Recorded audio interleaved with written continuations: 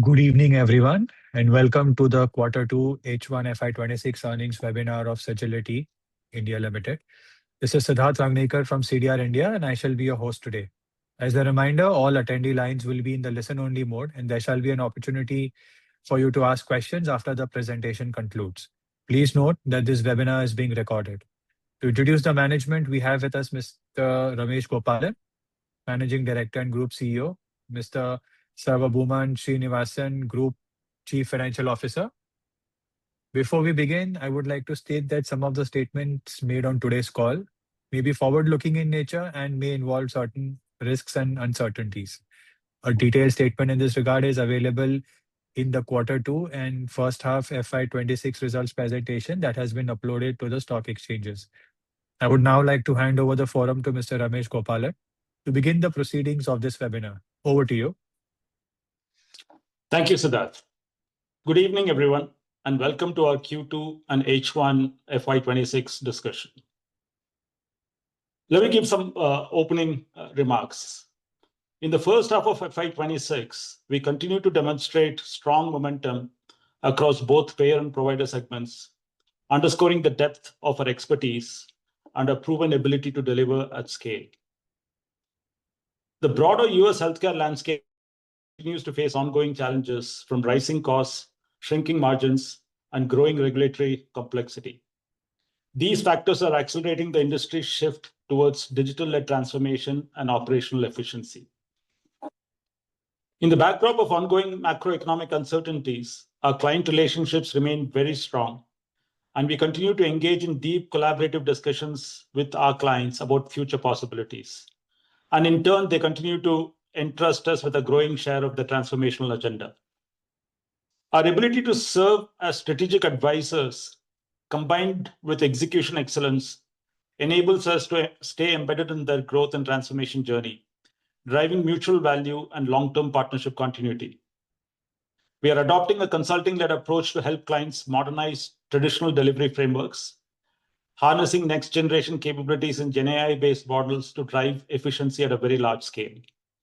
Through this consultative and technology-driven approach, we are enabling our clients to build resilient, future-ready operations.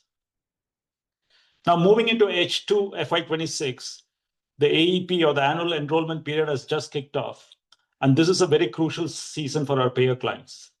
We've ramped up operations, and we are deeply engaged in supporting them through one of the most operationally intensive phases of the year. Let's move to the next slide. So now, talking about our performance in Q2 and H1, we maintained our momentum, building on the strong start to the year. Consolidated revenues for Q2 came in at 16,585 million in INR, or $189.4 million, marking a year-on-year expansion of about 25.2% in INR terms and 20% in constant currency. Organic growth was also strong, registering 16% year-on-year growth in INR terms and 11.1% in constant currency. This performance was supported by continued traction across both payer and provider segments, with both of our segments contributing. The payer business grew 24.2% year-on-year, accounting for 88.5% of the total revenue mix, while the provider vertical delivered strong performance, expanding 33.4% year-on-year and contributing 11.5% to overall revenues. Operating profitability remained robust, with adjusted EBITDA at 4,352 million INR, or $49.8 million, representing a year-on-year increase of 25.6%. So this EBITDA translates to an EBITDA margin of 26.2%, very robust. And this reflects our assertion that technology and transformation using levers like GenAI benefit not only our clients, but can also help us improve our margins. It's important to note that our adjusted EBITDA excludes other income and forex gains, and this result highlights very strong operational execution and improved delivery efficiency. Net profitability also stayed strong. Our adjusted profit after tax for the quarter stood at 3,010 million INR, up 84% year-on-year, aided by strong EBITDA margins, higher forex gains, and declining finance cost. The consistent optimization of our capital structure, including steady debt repayments, continues to strengthen cash flows and support investments in technology, analytics, and AI-led transformation. If we switch to the half-yearly results, we are pleased to report that H1 FY26 registered a year-on-year revenue growth of 25.5% in INR terms and 21.4% in constant currency terms. And during the first half of the year, we recorded revenues of $369.9 million, which translates to 31,974 INR million. Organic growth was also strong, registering 16.9% in INR terms and 13.2% in constant currency. Half-yearly adjusted EBITDA of 8,039 million grew 26% year-on-year, while our adjusted PAT of 5,007 million grew 62.4% year-on-year. I'm also happy to announce that the board has approved an interim dividend of 0.05 or 5 paise per share to be paid in Q3. So let me turn my attention now to the new wins. As of September 30, 2025, we have 82 active clients. During the quarter, we secured business from 24 existing clients, and we also added 5 new clients. The aggregate annual contract value won from new and existing clients stands at $34 million. Some sample client wins include, out of these 5, there is a regional blues plan, a provider of home medical supplies and equipment, and a regional healthcare organization which offers integrated clinic-based services along with a health insurance plan. BroadPath, as you know, our focus continues to be on cross-sell to BroadPath clients. In Q1, we reported our first cross-sell win secured from a subsidiary of a large national payer. And we are very pleased to announce that we have secured an incremental SOW from the same client. And in addition to that, we've also won a claims SOW from a mid-sized health plan that serves small and medium-sized businesses. We continue to see good momentum in our cross-sell discussions with BroadPath clients, and we've already submitted several proposals in the first half of 2026. Industry recognitions. I'm happy to state that Sagility has recently been recognized for our commitment to excellence and a people-first culture. We've earned the Great Place to Work certification in India, a testament to our strong workplace values and employee engagement. Additionally, Sagility Philippines has been honored as the winner of the Asia CEO Awards 2025, the Service Excellence Company of the Year. These achievements reflect the dedication of our teams and our unwavering focus to deliver value to both our clients and our people. At the end of the quarter, we had 44,185 employees across the 5 countries, and also a skilled team of operations specialists, clinicians, and technologists. The deep domain expertise continues to drive impactful outcomes for our payer and provider clients. Annualized attrition remains steady at 26.3%, and it's consistent with the last year's trend. Our growth has been matched by strong hiring momentum and stable retention, demonstrating the maturity of our delivery model. We are leveraging AI not just in the work that we do for our clients, but we are also deeply committed to building a future-ready workforce. We are investing in agentic AI-powered learning platforms to drive faster personalized upskilling across both healthcare and technology domains. This AI-enabled adaptive learning ecosystem is designed to enhance workforce capability, support retention, and prepare our teams to lead through transformation. Next slide, please. Yeah, these are the standard KPIs that we've reported in the past, so you can take a look at our client distribution and so on. But we'll come to the market updates. We started giving you market updates every quarter. And so let's talk about some of the changes in the last quarter. As you know, this tariff discussion has been going on for a long time.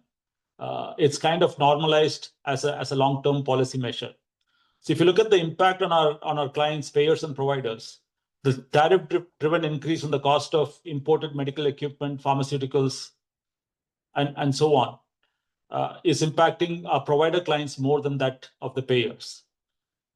And there is no tangible impact to us in terms of the implication of these tariffs. The other big change is the marketplace integrity and affordability final rule. So according to this, payers must upgrade eligibility, enrollment, and compliance systems and meet stricter verification and reporting rules. So there is a fear that people focus on the ACA market, will start to see reduced membership and premium inflows. But as we've already told you, our exposure to this market segment is very low. And so we don't think it'll have a substantial impact on us. In addition, we are well positioned to support payers in their increased demand for automation-led eligibility and enrollment validation. Providers will also see shifts in patient coverage. They'll require tighter eligibility checks and revenue cycle vigilance. The third that we wanted to talk about is the Hire Act. Many of you would have heard about this. This will have impact across the outsourcing ecosystem, both IT services and companies like us. There's a proposal to charge a 25% excise tax on outsourcing payments to foreign entities for services to US customers. But this bill so far hasn't passed either the House or the Senate. But the implication if something like this were to pass, and which is happening even without this, is that payers and providers are looking at taking out cost, adopting a more technology-driven solution to run their operations. And even if the tax were to be imposed, the offshoring benefits that clients get would more than compensate this excise tax that would be imposed. And lastly, the H-1B policy. Many of you know of these announcements and the subsequent changes. As a company, we have very little exposure to this H-1B program. In fact, we have a large employee base in the US, and over 99% of our employees are and most of them are citizens, and a few of them are green card holders. So between these two categories, over 99% of our employees are covered. So this isn't something that is going to be a major impact to us. Let's move on to the next slide. So we wanted to cover something different today, right? So since our IPO days, the constant question that most of you have asked us is around GenAI. So what is the impact of GenAI to our business? And we've openly acknowledged that GenAI is going to be transformative. It is going to result in some revenue cannibalization. However, we are also investing in GenAI use cases so that we can deliver significant value to our clients. And we believe that this will help us grow our revenues from both existing and new clients. Some of you have come back and asked, saying, okay, if that's the case, how do you think this will play out? And so we thought we'll take the opportunity today to walk you through some of the deal constructs that we are currently working on, so that you can have an understanding of how GenAI is embedded in all of these deal constructs and how it plays out when we go to market. So we've given 3 case studies here. These are active deals that we are working on. The first one is a transformation in place. In this, the key is our domain expertise, the fact that we understand the payer value chain end to end. Using domain expertise is the key, but then applying GenAI as a lever to take out cost.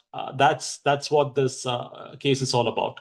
So this is for a large national payer who has already used traditional levers like offshoring and automation. And they are now gotten whatever savings that they can get through these traditional means. They wanted us to unlock further cost savings through next generation levels. The solution that we proposed, what we call transformation in place, this is essentially first process reengineering in terms of looking at the whole end-to-end process. While we were just doing claims for this client, we are looking at some of the upstream processes, which also result in additional work on the claim side. We're using operations, analytics, process reengineering, and GenAI to deliver an additional 20% savings to the client. So in this specific case, while we are already doing some of the work for this client, the addition of upstream processes will more than compensate the savings that we are committing to the client. And because we are doing an end-to-end and a large savings commitment, we are also likely to take wallet share of some of the work that are being done by other service providers. The deal construct here is no more the traditional FTE or transaction rate, but it's more of a per member per month, or what we call PMPM. And so we'll charge them on a PMPM basis. And any savings that we generate, there's a gain share model by which clients will get to retain a large part of the benefits, while we will also get to keep some of the benefits. So that's one example of how domain expertise in both GenAI are leveraged to create a more end-to-end solution to generate cost savings. The second example, the example in the middle, is one of transformation in a engagement services work, and this is for a regional player who wanted to achieve substantial cost savings and an elevated member and provider engagement experience using our cloud-based engagement services and GenAI. Here, the key lever is GenAI. And so we are proposing a GenAI-powered cloud-based engagement solution, and we are committing to a 25 to 40% savings across members, brokers, and provider interactions. The way the savings would be generated is through the use of GenAI, and GenAI will help us contain some of the transaction, which means humans will not be required to deal with some of the transactions. It will be completely automated. And for those transactions that humans will deal with, it'll also help us in generating productivity improvement through agent assist. And the deal construct in this is an upfront commitment on savings, like I said, 25 to 40%, depending on the various SKUs. And the way the deal construct works is, while we will charge the client a certain rate for transactions handled by humans, the AI agents will also be charged at a different rate. And that rate will be a fraction of the cost that we charge for a human process transaction. So this is an example where GenAI is the primary driver of the cost savings. And where also you can attribute a specific revenue to GenAI, like I said, we will charge the work done by AI agents at a different rate from human agents. The third example is very different. This is for helping a client increase the revenue. And in this instance, we are proposing a solution. We are stitching together a solution which involves both technology and services.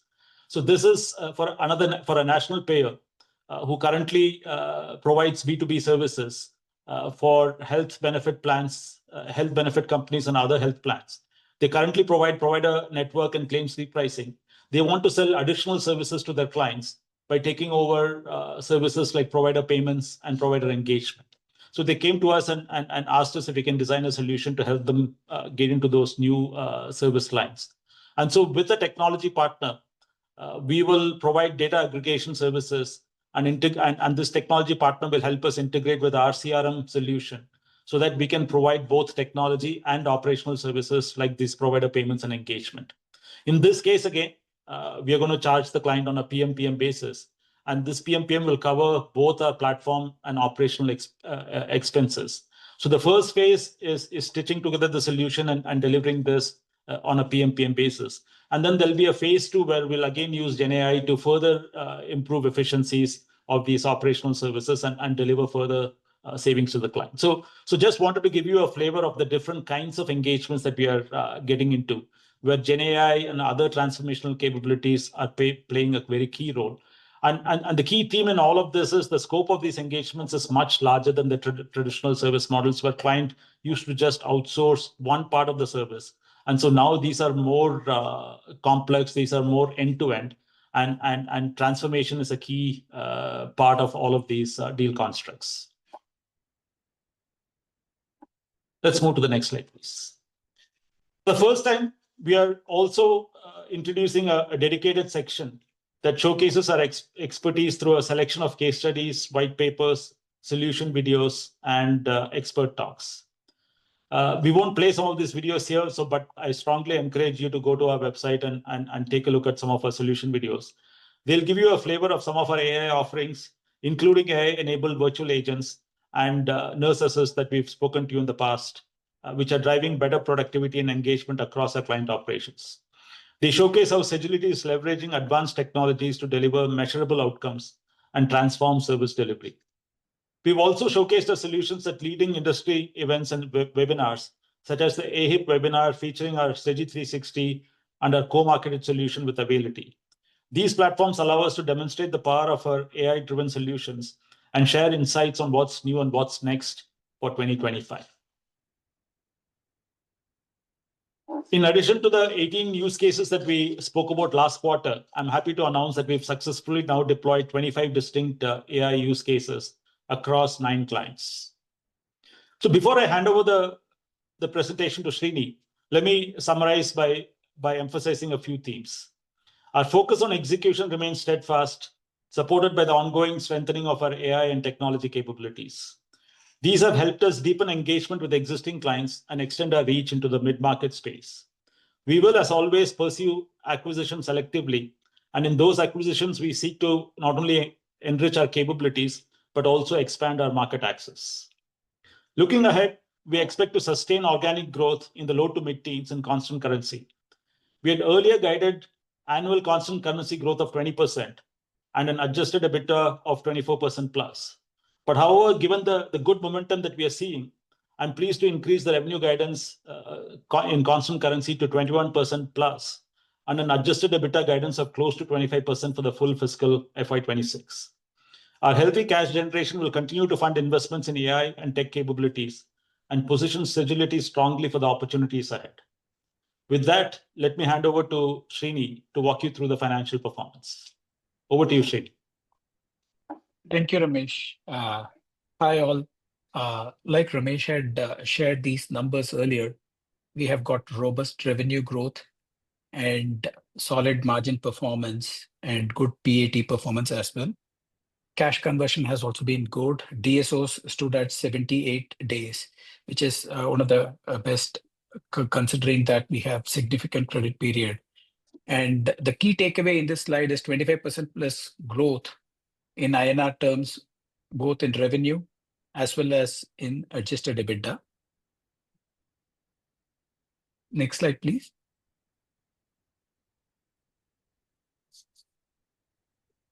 This slide talks about the seasonality,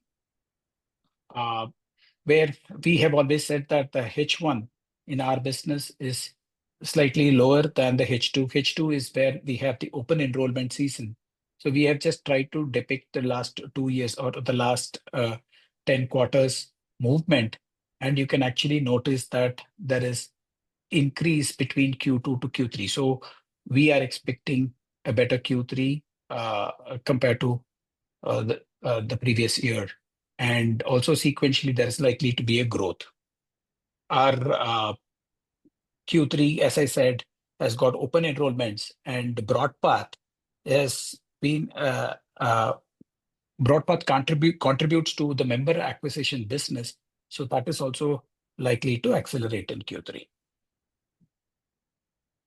We have, if you notice, we have actually added between Q1 to Q2 of last year, Q1 FY25. I'm referring to the top right two boxes. We have an increase in headcount of close to 2,500.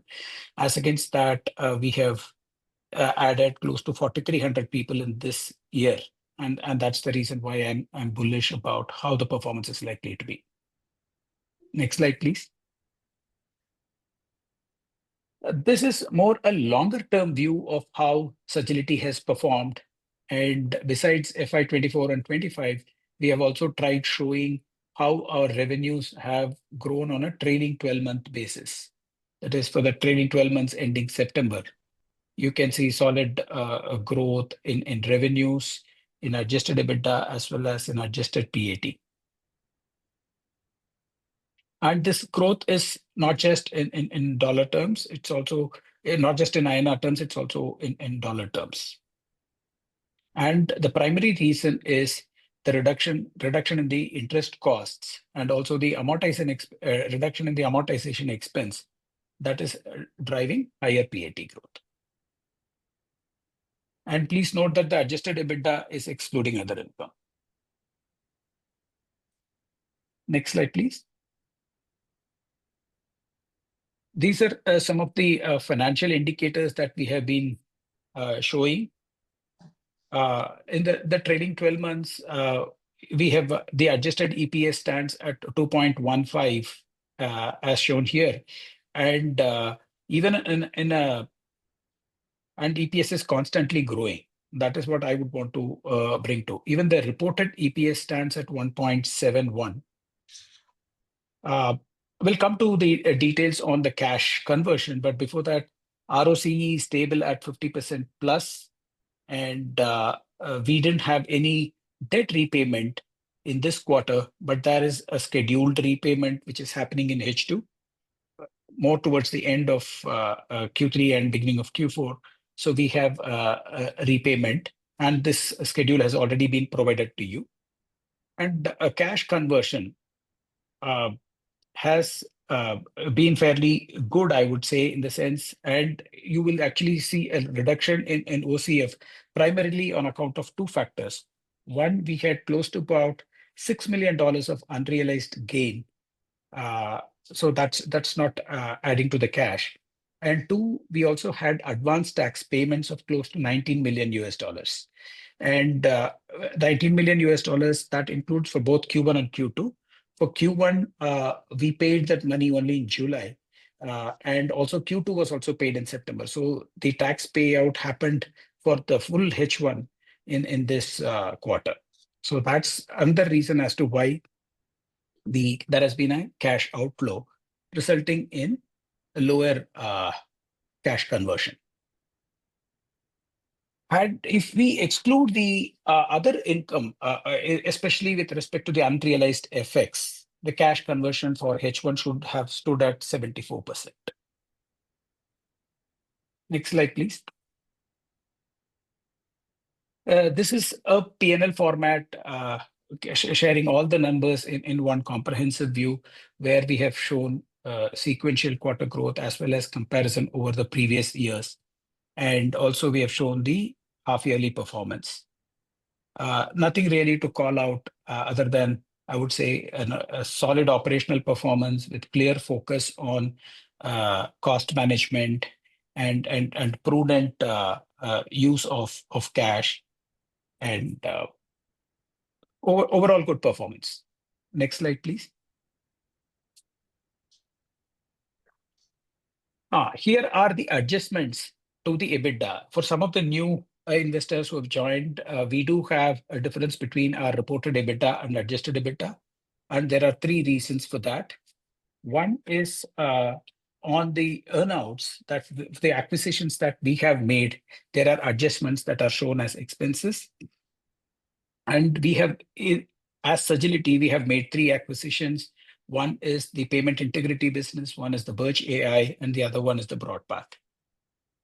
So had these been paid upfront as cash, it would have gone out as a purchase consideration, but these are deferred purchase consideration, which are primarily to retain key employees of the acquired entities, and hence these are routed through the P&L. The second adjustment B that you see on this are pertaining to the share-based payment awards. These are share appreciation rights given to some senior leaders in the team, and this will be honored directly by our parent company, Sagility BV, and not the current company. And though these flow through our P&L, these are not a liability or a cash that will be settled by this company. It will be settled by Sagility BV, our parent company. Like we have explained in the past, this just flows through the books, but it is not a liability or a cash outflow, or not going to dilute the shareholders' interests. The third adjustment that you see on the EBITDA is the FX gain adjustment. We have started showing adjusted EBITDA other than other income. So this time, since the rupee had weakened significantly and so did peso, our adjusted EBITDA is lower than the reported EBITDA. We have also shown the bridge on the right-hand side between the reported and the adjusted for half years. On the PAT, there is besides the adjustments that I had mentioned as adjustment 1 and 2 towards the earnouts and share-based payments, we also have adjustments towards amortization of intangibles. I know this is a repeat, but there are some new investors. So when this business got acquired, the excess of cash paid over the purchase consideration was there was a purchase price allocation that was done, and a significant portion of close to $265 million was treated as amortization of intangibles towards customer relationships in the US, which is continuing. And every year we have close to about $16.5 million of charge, as it has a 16-year life. So that's the adjustment. Moving on to the next slide, please. These are some of the go-forward positions. As I said, we have a repayment of debt that is likely to happen in the last quarter of this year. And by end of next fiscal, the entire debt will be cleared. This is an external commercial borrowing at 8% coupon rate from the parent company, and these are rupee-denominated loan. So this has a structured repayment pattern. As per the RBI norms, it has to stick. We are supposed to stick to the average repayment period, and that's exactly what it is. And these interest rates are competitive, and you guys know it better. Like I said, the share-based payment awards, that positions are also given. This will get over by FY29. The earnouts on DCI Birch is also likely to get over. Bulk of it will get over by this year itself, by end of March. And these are anyway contingent upon conditions. So we have made sufficient provisions and will ensure that appropriate action will be taken. The last two intangibles that I had explained. The one intangibles that you see as A is the bigger one, which is the $16.5 million of write-off towards the customer relationships in the US. The second intangibles B are largely the intangibles that this company has created on account of acquiring companies like the DCI, which is the payment integrity business, Birch AI, and Broadpath. Next slide, please. Moving on to balance sheet, no major call out. Things are robust, stable. We have made the right investments wherever it is required. Despite a reduction in the borrowings that you would see, our cash position has improved. Next slide, please. This is the cash flow where we have compared the previous year's full year with the first half of the year. Most likely the run rate we will hit or marginally exceed the cash generated compared to the previous year. And that's because in the previous year, you will see the fourth row, you will see we had almost 48 crores of tax refunds, whereas in the previous year that had actually helped, and the taxes paid were net of refunds. So we had 48 crores there, whereas this year we don't have that. Our additions to fixed assets have been very prudent, and we have consolidated some sites, and which has actually helped us in optimizing operational cost, and nothing really to call out there. So broadly, overall, we had an operating cash flow. We had generated close to 558 crores or 5585 million rupees, and our free cash flows were at 4776 million rupees. I'll just pause here so that you can absorb. And if there are any specific questions, we'll be happy to answer later. That's all I had. Thank you. Thank you, Srini. Participants who wish to ask a question, kindly click the hand icon at the bottom of your screen. We will wait for the questions to assemble. We take the first question from the line of Manik Taneja of Axis Capital. Manik, your line has been unmuted.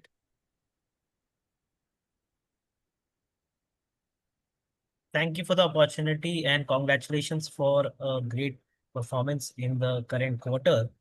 I just wanted to get your sense on two things.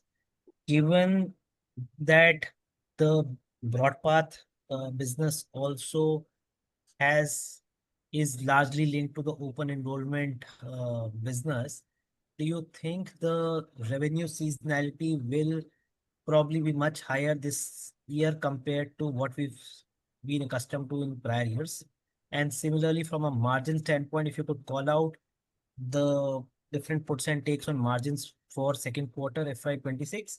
And once again, given some of the growth leverage that you will enjoy in the third quarter, how should we be thinking about the margins playing out in the near term? And while you've increased your outlook for margins for FY26. It would be great to understand how are you thinking about margins over the medium term.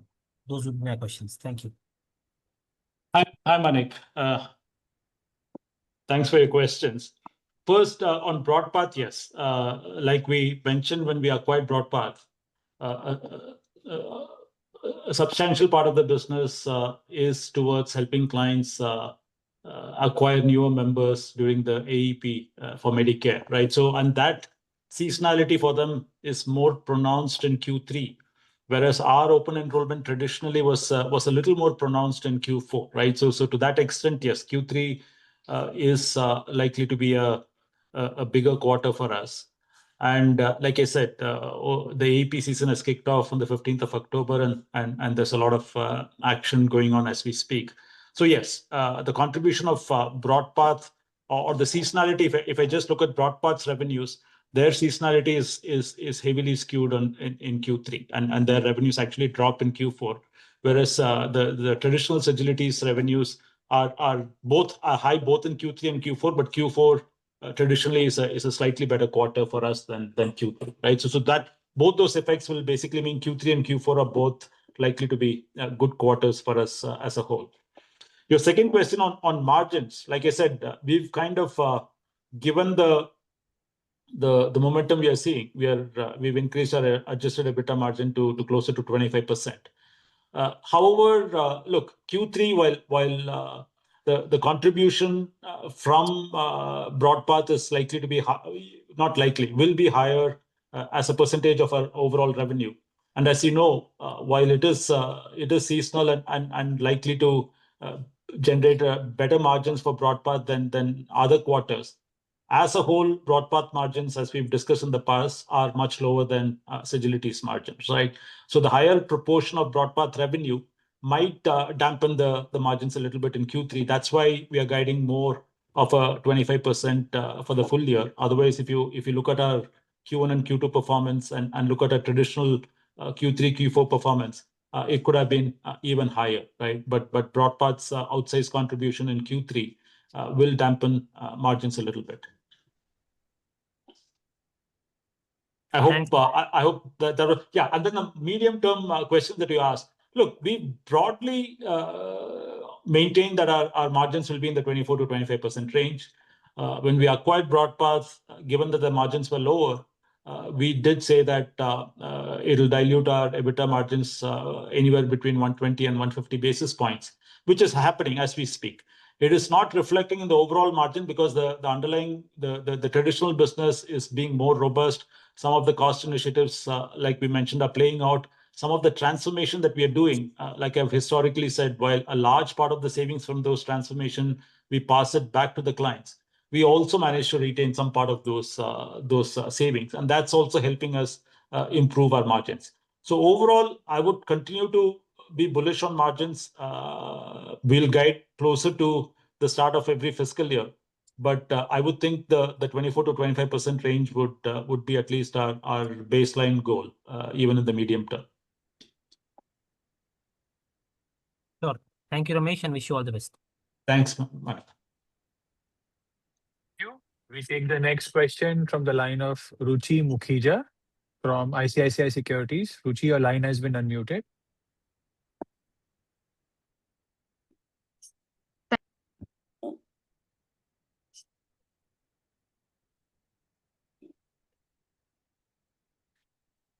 Can't hear you, Ruchi. Ruchi, your line has been unmuted. Please go ahead. Am I audible now? Yes, very much. Yes. Thank you for the opportunity and congratulations on good set of number. Truly appreciate your disclosures on AI. I have a couple of questions here.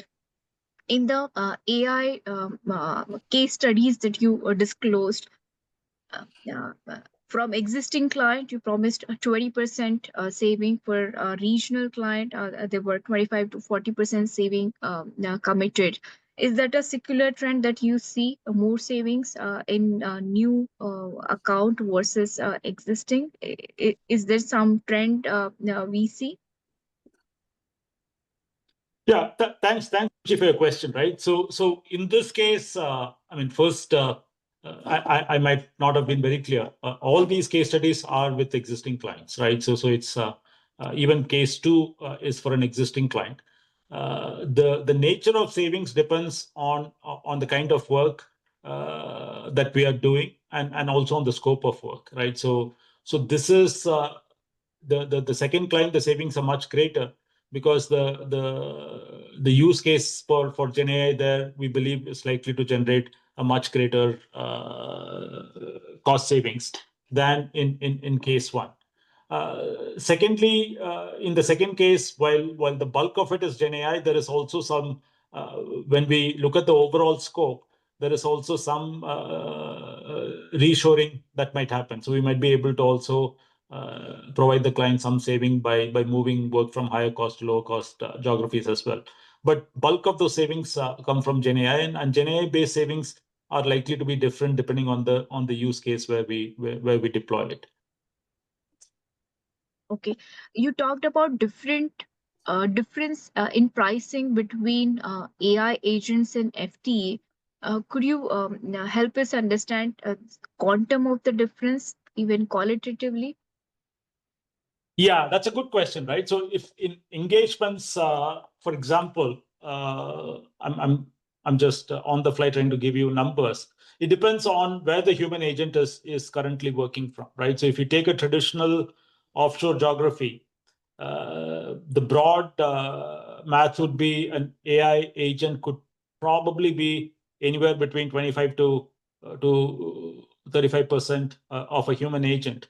Whereas the same AI agent, if the human were to be based onshore, could be as low as 10 to 15% or 10 to 12% of the human agent, right? So it depends on what base you're comparing with, whether the human agent is onshore or offshore.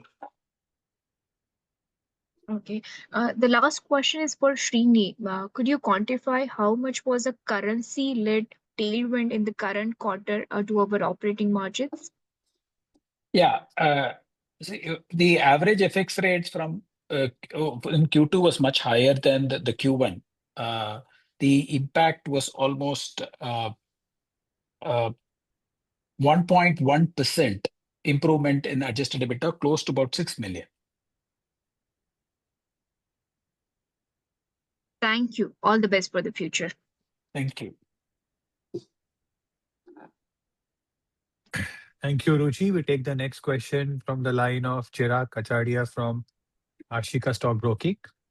Chirag, your line has been unmuted. You can go ahead. Yeah, hello. Congrats on a good set of numbers. Just one question. You mentioned during the quarter we have benefit of AI into our margins. So if you can quantify what benefit in terms of business point we have due to generative AI or other efficiency-led measures, and also if you can clarify what pass on from this benefit we have given to the clients. Yeah, that's all. That would be very difficult to give a specific number saying how much did AI help in improving the margin, right? So the overall reason why I gave some case studies is also to help all of you understand how Gen AI, not only how are we using Gen AI in deal constructs, but how commercially it also plays out, right? If you look at my 3 case studies, case study 1 also used Gen AI, but it'll be very difficult for me to say what revenue did I generate purely from Gen AI because it's not a completely automated transaction. It is assisting humans improve their productivity, right? So it's very difficult to kind of attribute specific numbers. In case 2, yes, some portion of the revenue could be attributed directly to Gen AI because I'm charging separately for a Gen AI based transaction where there is no human involvement, right? So in our business, it's not very easy to very specifically quantify that this is the revenue that Gen AI is either generating or this is the savings that I'm making purely because of Gen AI. Okay, thank you. Thank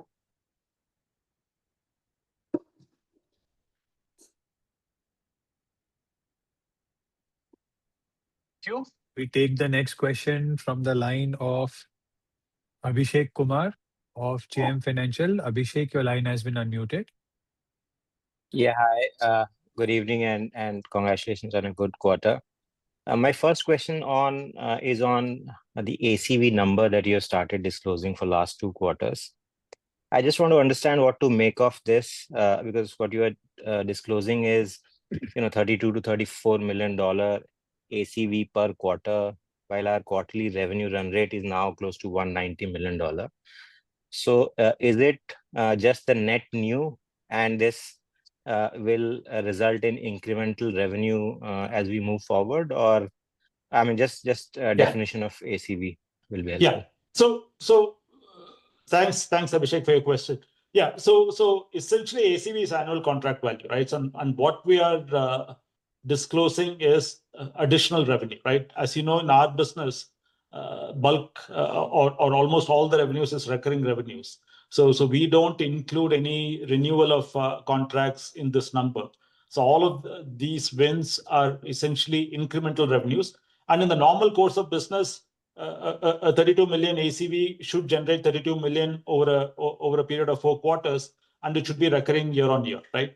However, one caveat to that is in our business, I mean, ACV is a little indicative, right? So client might commit to giving us a certain proportion of their business, which could mean certain volumes, but these volumes are not cast in stone, right? So the volumes can go up, volumes can come down. So it's not a very hard-coded ACV number.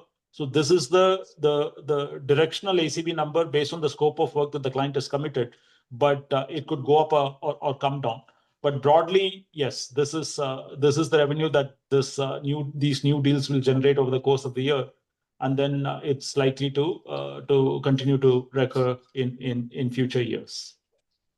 Sure, and given there is ask from your client to pass on productivity, AI or otherwise, as you've indicated earlier, some part of this. So I mean, it's not as simple as yes, $120 million gets added next year, and so your revenue will be higher by 120 million. There will be some deflation on the base business. Yes, that is also true, and also. Look, what I want in Q1, I will start generating some of that revenue in Q2, Q3, and Q4, right? So it's not going to be directly additive only in the next year. Part of it will flow through in the current year's growth as well. Okay.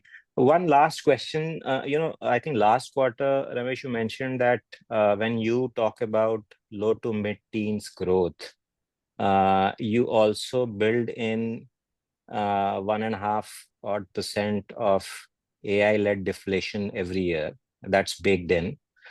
And now, since you have started using AI to get more business, from the 3 use cases that we saw today, do you think that calculation needs a rethink, and now we can actually, at least that 1.5% will go away? Any thoughts on those lines? Thank you. It's a good question, Abhishek. Again, look, it's a mix of things, right? Even in the use cases that I spoke about, I'm taking a certain portion of the work that I'm already doing.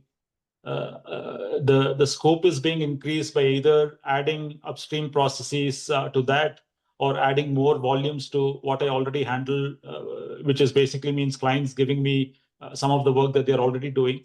And on the whole portfolio, I'm committing a savings, which means a portion of the work that I'm already doing, I'll be cannibalizing a part of that revenue, but I'm replacing it with additional work that the client is giving, right?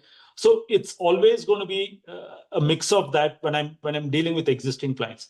Of course, when I go to a new client and I pitch a completely new service and I bundle the upfront cost commitment, then I will reflect it in the ACV values that I recognize, and so that is not going to be considered a cannibalization.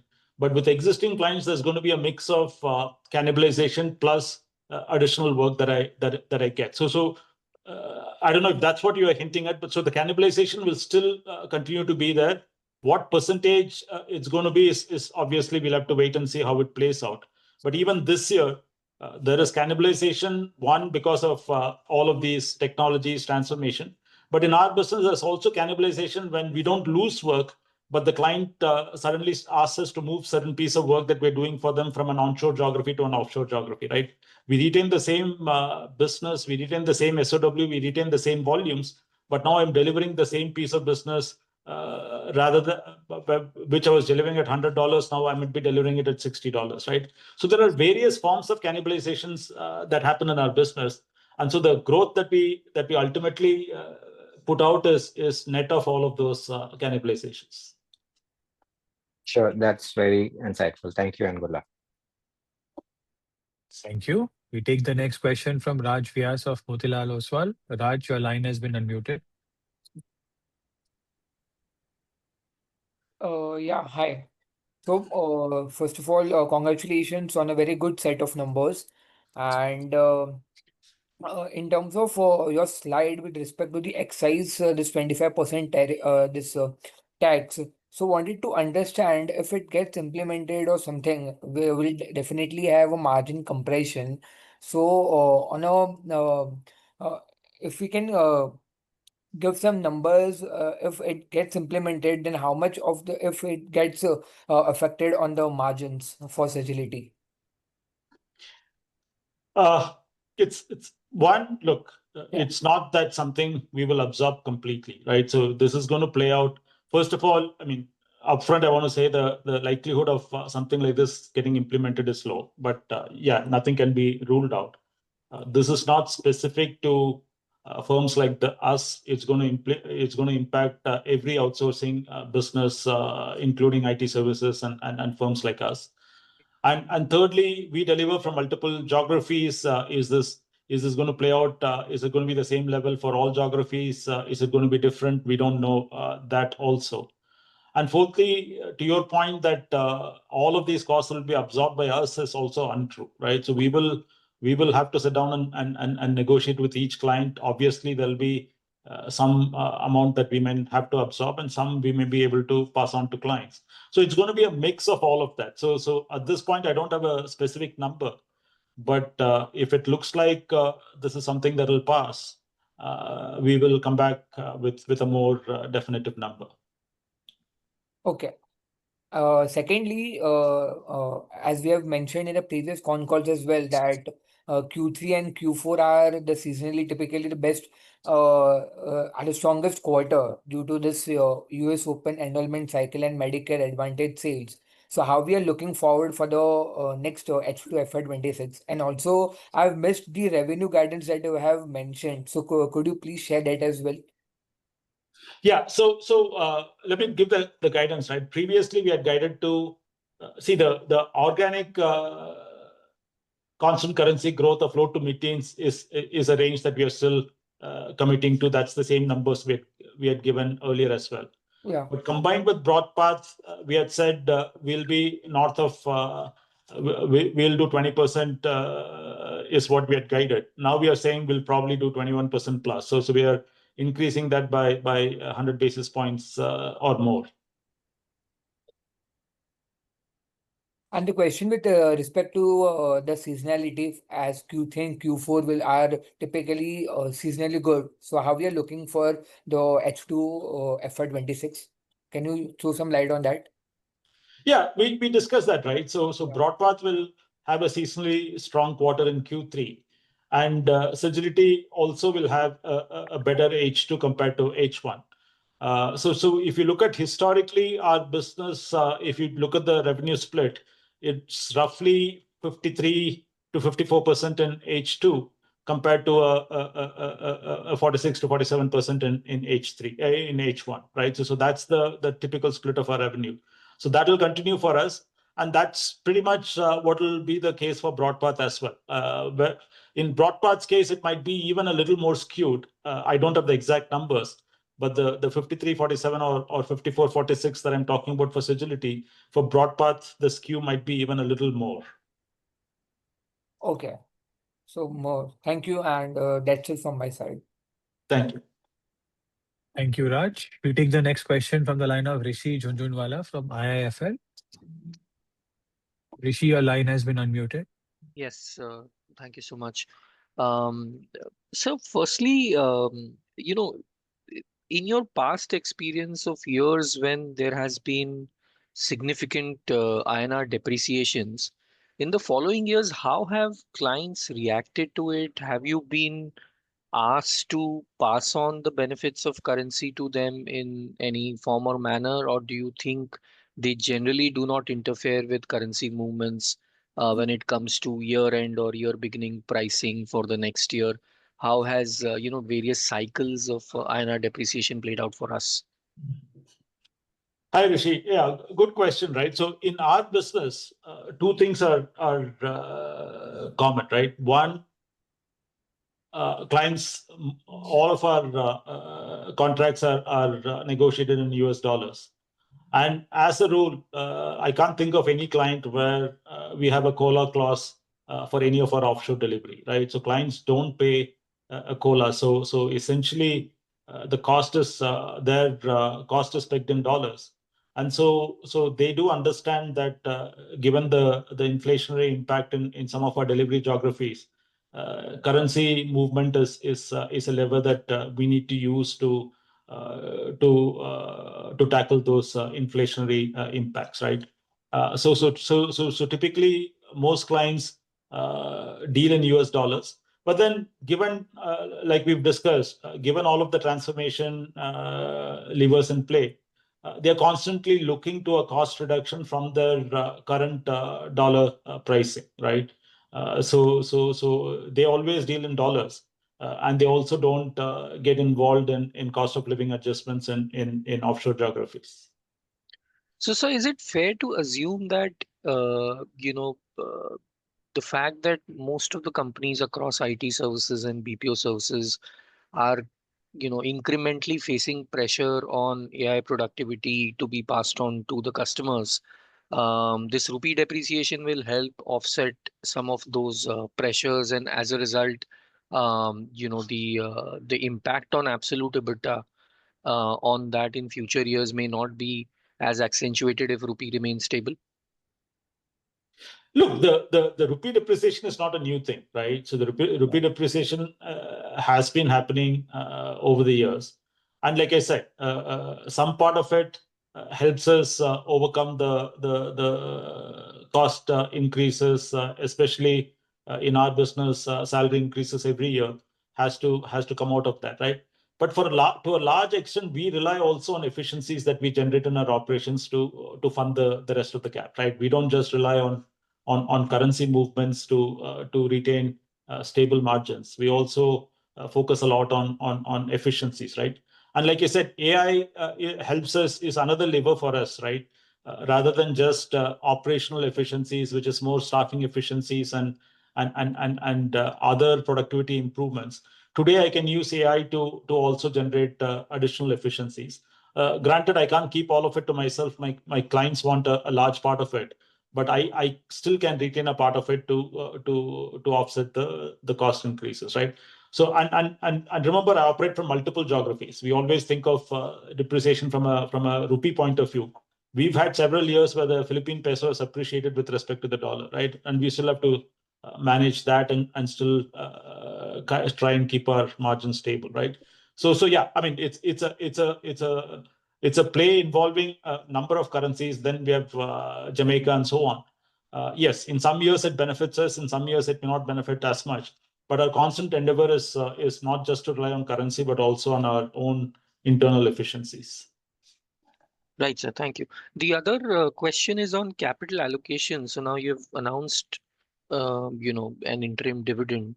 How do we think about capital allocation slightly from a, medium-term perspective? Do you think that the quantum of dividend is going to sequentially improve? And is there a particular payout that we should expect, say, 1 year, 2 years, 3 years down the line? We haven't specifically pegged a percentage of our earnings or cash flows, right? So first of all, we want to just directionally give the message that we want to start paying dividends. But as you know, we still have debt on our books. We still are keen on doing M&As. So we want to make sure that we have cash left to be able to do all of that. So directionally, yes, we will pay dividends. And as we extinguish debt on our books, the quantum of dividends is likely to go up. Understand. One last question in terms of demand. We are one of the few companies which are, effectively have increased, our revenue growth guidance now versus where we were at the beginning of the year. How much of that do you attribute to the underlying demand being better in the areas where we operate versus us potentially executing better, either from a wallet share gain perspective or from a client addition perspective? Good question, right? So look, wallet share, like I said, in our business, doesn't happen that often, right? So I would say our growth isn't coming from mainly taking wallet share from others. We are the biggest thing is, and we've said this many times, the market is going through a lot of change, right? Our specific clients in the healthcare industry, especially payers, a lot of them are going through profitability pressures. So today the focus is how can you help me take out more cost from my operations, right? And so we are seeing clients more open to talking to us on larger deals, right? So if you're willing to give me a commitment, like the examples we gave, if you're willing to take out 20% cost or 30% cost, I'm willing to give you a larger portion of the pie. I mean, in fact, in some of the processes, I'm willing to give you the full pie. And most of the time, the full pie basically means work that they are currently still doing internally, right? And so that's what we think is playing out, that improves our revenue growth, right? So and obviously we are adding more clients as well. But as you know, in our business, initial years, the revenue contribution from newer clients is very small. So I wouldn't say a large part of the growth is coming from the new clients that we're adding, but they'll of course help us grow in the subsequent years. But a large part is also coming from clients willing to look at larger deal constructs because they're under pressure to take costs out. Understood. Thank you so much, sir. All the best. Thank you, Rich. Thank you. We'll take the next question from Vamshi Krishna of Kotak Securities. Your line has been unmuted. Hey, hi, can you hear me? Yes, Yeah, please go ahead. yeah. Congrats for the strong quarter. So just, Ramesh, just wanted your thoughts on the examples that you have given. Say some of the larger mature outsourcers, you have committed slightly lower, of course, material savings, whereas for some of the regional players, the savings seems to be slightly higher. So is there a flavor in terms of, say, the size of or the scale of clients where the savings will be different, or is it across various service lines, the extent of savings will be different? And then I have follow-up. Yeah. So yeah, I mean, Ruchi asked the same question, right? So it's I mean, see, mature. You're right in a certain sense that mature clients have exhausted a lot of the traditional levers available to them in terms of cost takeout, right? Both in terms of sending the work to the best geography where they'll get the most cost advantage, using traditional tools like RPA and other forms of automation. So all of that is exhausted. So anything incremental that you generate is through things like AI and so on. So the overall quantum may be slightly lower. But I still, the answer is still, it depends on the current process that we're looking at, and whether some processes are amenable to complete automation, right? So if you can, if in a given process, if you can even take 20% of the transactions and 20 or 25% and completely automate them and then generate a productivity increase of 15, 20% of the balance, 75, 80%, then you get the 35% cost saving number, right? So ultimately, it depends on the process that you're looking at, what percentage can be completely automated, what level of efficiencies can you generate in a human-centered interaction, and also the level of maturity, right? When you do a combined deal, to your point, there might still be other traditional tools that you could employ, that you could deploy to generate additional savings. There could still be some incremental shoring gains that you could get. So those may be possible in slightly less mature cases, whereas in more mature clients, the opportunities for those traditional forms may not exist. Okay, just rephrase. So the processes. So what I understand is that maybe claims processing or say network management, there can be a little higher disruption. So is that the right understanding, or do you think there are other processes where, or which are the processes that you think will be relatively more resilient over others?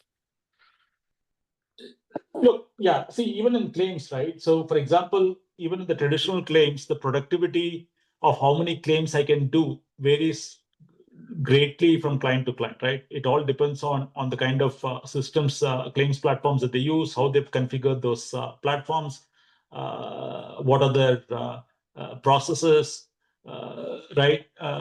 What are some of the unique processing guidelines they may have, right? So all of that depends, influences what the existing productivity is, right? And so when you look at a scenario like that and you say, I want to implement AI, then the question becomes, given all of those complexities for this specific client, what is the level of efficiency that you can generate, right? So even within claims, across two clients, the cost savings that you could generate could be very different. Got that. And maybe one for Srini. Srini, what is the reason for the increase in other financial liabilities? What does this involve? Yes, give me a minute. So Srini, can you answer the question? Yeah. Other financial liabilities, which has increased from around 300 crores to 390 crores. So Yeah, Vamshi, I'll get back to you. I'll get the details and get back to you. good. Yeah, thanks. Thank you, Vamshi. We take the next question from the line of Bhavik Mehta from JP Morgan. Your line has been unmuted. Hi, thank you. So a couple of questions. Firstly, obviously, we have been growing at around low to mid-teens from an organic perspective, and margins have been going up in the organic business. And we have seen some of your peers over the past couple of years, do some growth margin trade-off where they want to accelerate growth and invest in the business, which comes at a cost of margin. So given at the scale where you are, is there a thought process in terms of, maybe accelerating the growth from mid-teens to maybe high teens or 20% plus, and maybe dilute the margins to an extent because, that will help you scale faster, win more wallet share at a faster pace. So just curious to know, how are you thinking about, growth versus margins? Yeah, I get your question, Bhavik. Look, I don't think we are losing deals because of our pricing and so on, right? So how much trade-off do I really need to do on margins to grow? I'm not fully convinced, right? But I mean, to the question that people have asked me in the past, with AI being able to generate more efficiencies that you can retain, are you going to constantly guide to a higher margin year on year? And our answer has always been no. We are happy staying in the 24 to 25% range. We'd rather use that to grow our business than be focused on improving margins, right? So the improvement that you're seeing in the last couple of quarters is not a conscious effort of sacrificing growth and improving margins. It just so happens that whatever we've been able to retain has helped us improve margins. But to your point, yes, we are happy being in the 24 to 25% range. But we will take all of the gains either in investing more in our capabilities or in aggressively growing revenues. Okay, got it. This second question is on dividends. Good to see, dividend announcement coming through.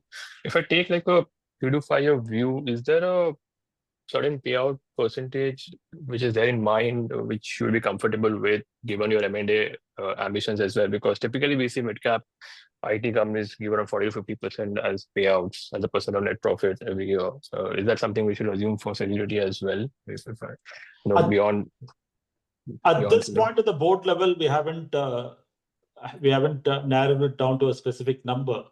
But like I said, we just wanted to make a start and give a directional view that we will start paying dividends. But we'll come back to you in a subsequent quarter, Bhavik.